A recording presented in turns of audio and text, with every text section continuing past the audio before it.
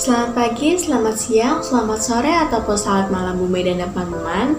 Perkenalkan, saya Gisela Alvin Kanavara dari kelas 12 MIPA 1 nomor urut 11. Pada kesempatan hari ini, saya akan melakukan percobaan korosi pada jarum pentul.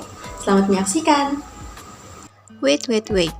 Sebelum melakukan percobaan, kalian tahu nggak sih korosi itu apa dan bagaimana proses terjadinya korosi? Bagi kalian yang belum tahu, yuk simak penjelasannya. Oke teman-teman, jadi korosi itu merupakan kerusakan atau degradasi logam akibat reaksi redoks atau reaksi reduksi oksidasi antara logam dengan berbagai zat di lingkungannya yang menghasilkan senyawa-senyawa yang tidak dikehendaki. Kemudian pada umumnya korosi ini dapat terjadi pada besi. Proses korosi ini terjadi melalui reaksi redoks, di mana pada logam besi akan mengalami oksidasi sehingga akan menghasilkan ion Fe+ dan elektron. Setelah itu, elektron yang dihasilkan akan mengalir menuju katoda yang akan mereduksi oksigen dan ion H+ di udara bebas, sehingga akan menghasilkan OH-. Air tersebut akan bereaksi kembali dengan oksigen dan membentuk OH. Ion Fe2+ yang terbentuk pada anode akan teroksidasi membentuk Fe3+ yang kemudian membentuk senyawa oksida terhidrasi yang akan disebut dengan korosi. Oke, sekarang teman-teman udah tahu kan apa itu korosi dan bagaimana proses terjadinya korosi. Sekarang kita lanjut ke percobaan korosi. Pada percobaan korosi ini, alat dan bahan yang diperlukan yaitu 3 buah jarum, 3 buah gelas plastik, 3 karet gelang, plastik bening ukuran 15 x 30 cm, kemudian dibagi menjadi 3 bagian. Setelah itu ada label, amplas, air matang, dan air mentah, dan yang terakhir ada garam. Untuk prosedur kerjanya, teman-teman bisa mengikuti setiap step yang ada di video ini.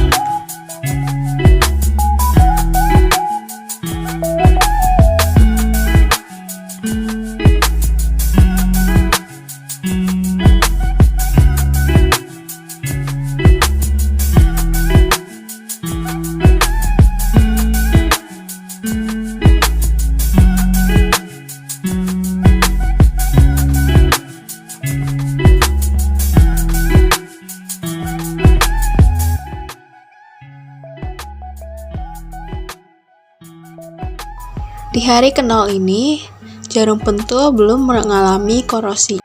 Pada hari pertama ini, terdapat sedikit jejak karat pada gelas air manta dan pada gelas air matang. Untuk di hari ketiga ini, pada wadah air mentah dan air matang sudah ada perubahan pada warna air menjadi keruh. Kemudian, pada wadah larutan garam baru terlihat sedikit jejak karat. Di hari ke-7 atau hari terakhir percobaan, pada wadah A atau air mentah terdapat jejak karat dan serbuk-serbuk karat pada dasar gelas, dan air berubah menjadi keruh atau coklat tua. Kemudian, pada wadah B atau air matang terdapat sedikit jejak karat dan sedikit serbuk karat pada dasar gelas, dan air berubah menjadi keruh atau coklat muda. Dan yang terakhir, pada wadah C atau larutan garam terdapat sangat sedikit jejak karat pada dasar wadah dan air berubah menjadi keruh, tetapi tidak sekeruh seperti pada air mentah dan air matang. Di sini ada sedikit cuplikan video hasil praktikum korosi pada jarum pentul. Kesimpulan yang bisa saya peroleh dari praktikum korosi ini, yang pertama, pada percobaan korosi terhadap jarum pentul memiliki tingkat korosi yang berbeda-beda pada setiap wadah. Tingkat korosi jarum pentul dari yang perubahannya paling signifikan ada pada gelas air mentah, yang kedua ada air matang, dan yang ketiga larutan garam. Kesimpulan yang kedua, pada wadah air mentah dan air matang terdapat jejak karat dan sedikit serbuk karat, sedangkan pada wadah larutan garam hanya ada sedikit jejak karat. Kesimpulan yang ketiga, jenis sampel yang digunakan pada percobaan praktikum ini mempengaruhi jangka waktu, warna air, dan tingkat terjadinya korosi pada jarum pentul. Kesimpulan yang keempat, warna air setelah jarum pentul mengalami korosi berubah menjadi warna keruh. Pada wadah air mentah, airnya berubah menjadi warna kecoklat tua. Pada wadah air matang, air juga berubah menjadi keruh dan warnanya sedikit coklat muda. Sedangkan pada wadah larutan garam hanya keruh dan sedikit menjadi kecoklatan. Sekian video percobaan korosi pada jarum pentul dari saya. Jika ada kekurangan dalam video ini atau kesalahan dalam tutur kata, mohon dimaafkan. Semoga video ini dapat bermanfaat untuk kalian, dan terima kasih.